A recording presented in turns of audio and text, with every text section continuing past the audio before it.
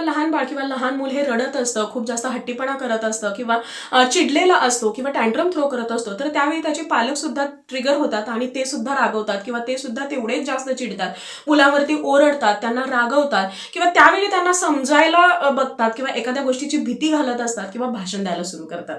तर हे कितपत योग्य आहे? तर तुम्हाला असं बिलकुल करायचं नाही.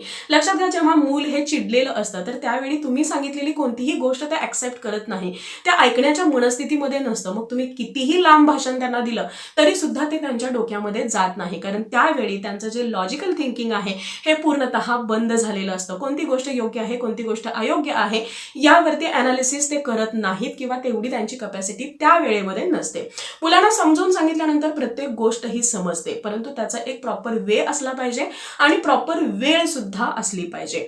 जेव्हा मूल तुमचं आनंदी असतं, तुमच्यासोबत छान असं क्वालिटी टाइम स्पेंड करत असतं, हॅपी मूडमध्ये असतं, तर त्यावेळी तुम्हाला मुलांनी केलेली जी काही चूक आहे, कोणती गोष्ट त्यावेळेस तुम्ही त्याला नाही म्हणत होता, हे बाळाला त्यावेळी सांगायचं आहे. प्रेमाने सांगितलेली प्रत्येक गोष्ट लहान मुलांना समजते. लहान मुलं हे मोठ्या लोकांपेक्षा सुद्धा जास्त समजदार असतात आणि विशेषतः त्यांचा आपल्या आई वडिलांवरती, आपल्या टीचर्सवरती किंवा आपल्या जवळच्या व्यक्तीवरती खूप जास्त विश्वास असतो. तुम्ही ज्या गोष्टी सांगता त्या गोष्टी ते अगदी डोळे झाकून फॉलो करत असतात. फक्त ते सांगण्याची वेळ आणि योग्य ती पद्धत तुम्हाला माहीत असली पाहिजे आणि ती फॉलो करता आली पाहिजे.